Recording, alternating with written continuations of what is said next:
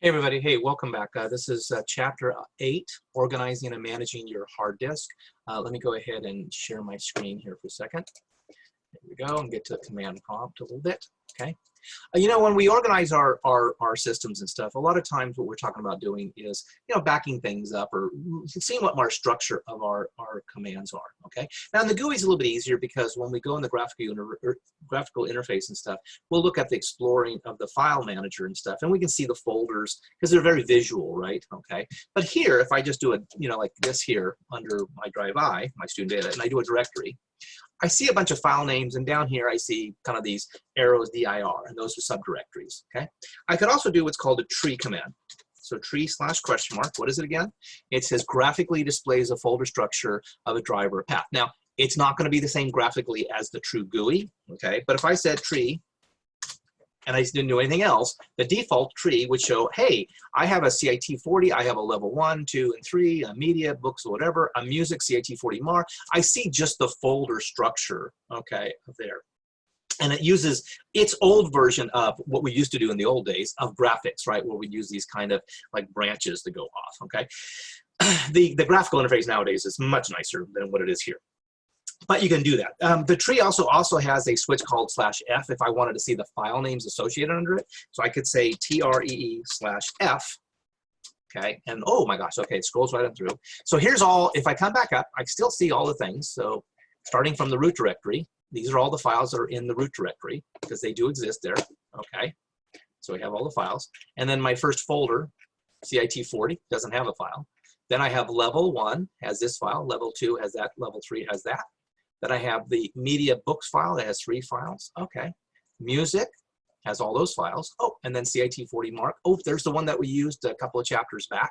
So I can visually see the folder structure by tree with the file names /f as a way to kind of visualize. Now, once I can visualize it, then I might sit there and say, oh yeah, I want to copy all of these files that are in the music folder off to a USB stick or an external hard drive, okay? And again, whether I use the copy or I use the Xcopy, okay? I might want to use the Xcopy for some of this stuff because, music has subfolders, and I want to make sure I grab all the subfolders under music as well, okay? So I might sit there and say, hey, the copy command itself won't copy subfolders within subfolders within subfolders. We'll have to do that as 3 different commands. But if I use the Xcopy command, I can use a switch that says, ooh, copy the folder and its subfolders into this external hard drive, okay? So again, we start thinking about how we plan for our structure. Some of this should have come into play and stuff a long time ago. You and I are always thinking about how we put files and where we put them at, okay? How we put them, on our desktop, or how we put them in a USB or a CD or a external hard drive or whatever. We do have a plan. Maybe the plan is I just dump them on the desktop, okay? But the reality is that we probably should have a better plan than just that. We should have a structure and say, hey, I'm going to take my valuable files, like my family photos, my bootleg music, whatever it may be, and I want to make sure I grab those together in a folder, and I have clean backup copy locations of that, okay?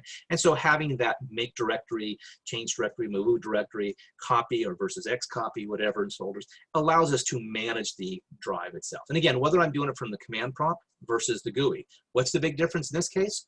The command prompt is done plain and simple from the command line interface, okay? It doesn't require the GUI, the Microsoft. And when a hacker is looking to attack, introduce a virus or a hack into your operating systems, 9 times out of 10, 99 times out of 100, they're attacking the GUI side. They're not able to attack the command prompt side. So if they screw around with your GUI and you don't have access to the fun little folders and the visual icons and stuff like that, you can boot up in a command mode and then use this structure, this command to copy, Xcopy, things like that, off to an external location. And then you can decide about how much time you want to spend to figure out what the person did to hack me or introduce the virus, or maybe I just want to reload my entire OS and start off clean again, okay? So again, one of those things that we want to kind of focus on. Let me clear the screen. Again, it's a real simple chapter, okay? In this chapter, we also have what's called check disk, CHKDSK. And I'll put a /?, okay? Checks the disk and display in a status report. So I can check a disk, and again, things like I could reevaluate bad clusters. What am I doing? I'm going to check disk a drive. So if I put in a drive C, or if I put in a USB stick drive I, whatever and stuff, I can say check disk that drive and tell me if there's anything wrong with it. Tell me what's going on with it and stuff, okay? Much like I could use something like defrag that could tell me, okay, how many fragmented files do I have on that particular drive? You know, we get fragmented files all the time on our hard drive, right? Okay, and so we should probably run defrag to kind of realign them and clean them up and bring them closer together and get rid of a lot of those fragments. But before we run a defrag, we should run a check disk, or the newer version today in 2020 would be called scan disk. You guys probably have heard that before. We would run scan disk to make sure that the integrity of the disk is checked first before we start moving things around. Because we don't want to take something that was fine, it was in a fragmented area, and then we tried to move it into a bad cluster and then it got lost, okay? So the general rule of thumb is check disk first, defrag second. Okay, so again, this is a real simple little program. I'm not going to run the check disk on here and stuff because it would take too long on my system here, but you could go ahead and try it at home. It does not hurt your computer system. It doesn't destroy anything or remove anything. Obviously, unless you want it to fix stuff, whatever, taking a switch. But if you just simply want to run the generic check disk, just like running a scan disk, it doesn't do any harm to do that. And then from there, you may be able to take some information and evaluate and stuff, you know, what the health is as you're managing your disk. So again, chapter 8, pretty darn similar or simple. It's really about organizing, managing your hard disk, a little bit of the tree command. Xcopy is a good copy command, check disk, you know, looking for lost files or fragmented or things like that, you know, to kind of clean it up. And remember, you should check disk before you defrag.